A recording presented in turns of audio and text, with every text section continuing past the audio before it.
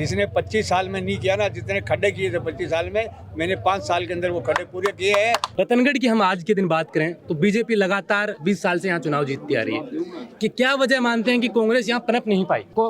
आपकी नजर में कौन कौन उम्मीदवार हैं? मैं आपको क्यों बताऊं, मेरे भाई कांग्रेस की दावेदारी करने वाले कांग्रेस की दावेदार तो 26 जने कर रहे हैं, यहाँ 26 कर रहे हैं और चूरू के अंदर 31 कर रहे हैं। आप पर भी एक टैग लगता है आपके बेटे पे कि ये भी बाहर यहाँ रतनगढ़ से हैं, चूरू में तैयारी कर रहे हैं। हमारी दावेदारी पूरी है, मात्र हम पिछली बार 1800 वोटों से हारे, जो राजस्थान का दिग्गज है, और वो किसी कारण हार गए, वो मुझे मालूम है। आज हमारे साथ चूरू से पूर्व विधायक रहे हाजी साहब हमारे साथ मौजूद हैं। इनसे भी चर्चा करेंगे क्योंकि इनके बेटे रफीक मंडेलिया चूरू से कांग्रेस की दावेदारी कर रहे हैं।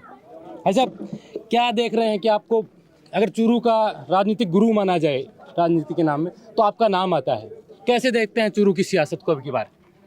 मेरी चूरू की सियासत तो अच्छी है। जब 2009 से 13 तक सरकार रही है हमारी कांग्रेस की, बहुत अच्छे विकास हुए। चूरू में क्या, जिले में क्या, हर जगह अब भी विकास बेहदार हुए। तारानगर है, राजगढ़ है, चूरू है। विधायक की तौर से नहीं है, सरकार की तौर से बहुत ज़्यादा काम हुए, बेअंतहा काम हुए। जनता अशोक गहलोत को याद करती है, जनता भूल नहीं सकती। इतने इस तरह के विकास हुए। और राजस्थान के मुख्यमंत्री अशोक गहलोत ने जो एकदम छनी के लोग बैठे हैं उन तक पहुंचाया है ये मैसेज, और उन तक ये योजनाएं पहुंचाई है। इस योजना के बारे के अंदर जनता फिर मन बना रखा है कि कांग्रेस की दोबारा सरकार रिपीट करेगी। आप विधायक रहे हैं, रतनगढ़ में भी आपका प्रभाव रखते हैं, चूरू में भी आपका प्रभाव रखते हैं, यानी चूरू की 6 विधानसभा सीटों पे आपका प्रभाव रहता है, आपके परिवार का प्रभाव रहता है राजनीतिक रूप से। रतनगढ़ की हम आज के दिन बात करें तो बीजेपी लगातार 20 साल से यहाँ चुनाव जीतती आ रही है कि क्या वजह मानते हैं कि कांग्रेस यहाँ पनप नहीं पाई?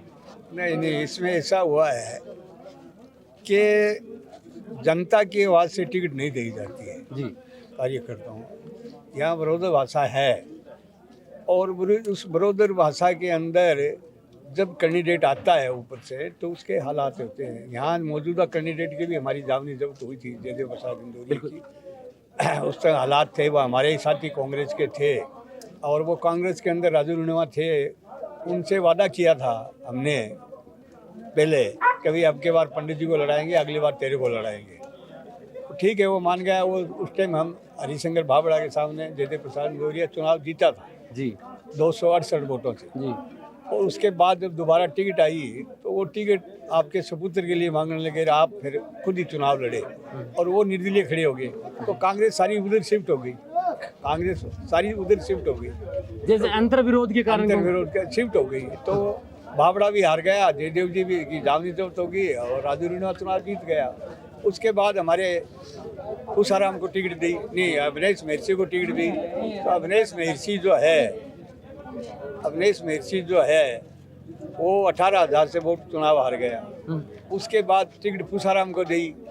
अविनेश महर्षि तो बीजेपी से, अभी बीजेपी से तो अब के बाद उसकी टिकट कटी तो बीजेपी में चला गया। बीजेपी ने टिकट दे दी तो वो छोटा कांग्रेस से ने, पहले कांग्रेस से चुनाव लड़ा रतनगढ़ से। उसके बाद उसकी टिकट कट गई तो वो बीजेपी वालों ने उसको टिकट दे दी, वो बीजेपी से चुनाव जीत गया और पूसाराम जी 27,000 वोटों से चुनाव हार गए। जी, अभी क्या स्थिति मानते हैं? कांग्रेस किसके ऊपर रतनगढ़ के अंदर दाव खेले कि यहाँ मजबूती से कांग्रेस? देखेंगे, जब रतनगढ़ के चूरू जिले के नेता है उनसे राय मशवरा करके हाईकमान हमारे आपकी नजर में कौन कौन उम्मीदवार हैं? मैं आपको क्यों बताऊं, मेरे भाई कांग्रेस की दावेदारी करने वाले कांग्रेस की दावेदार तो 26 जने कर रहे हैं, यहाँ 26 कर रहे हैं और चूरू के अंदर 31 कर रहे हैं।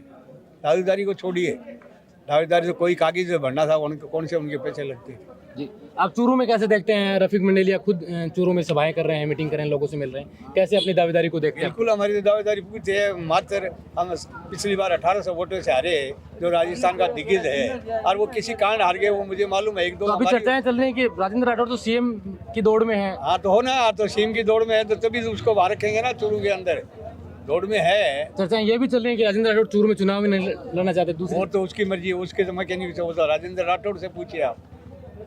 अगर विकास के काम को अगर हम देखें, विकास को काम के करेंगे तो जनता के, वहाँ के चूरू की जनता को जाके पूछिए।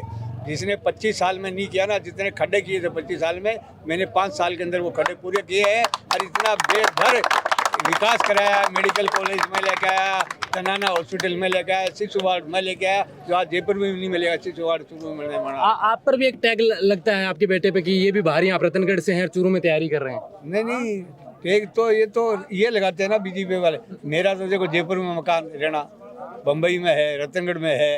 रतनगढ़ में तो जलमैज आया हूँ जी। अब चूरू के अंदर मेरा मकान है आज 20 साल से। बिल्कुल। मेरे जो चुनाव लड़ा उनकी वोटर लिस्ट में नाम वहाँ चूरू से है। ये कहने वाले कहते हैं, तो कहने से क्या होता है।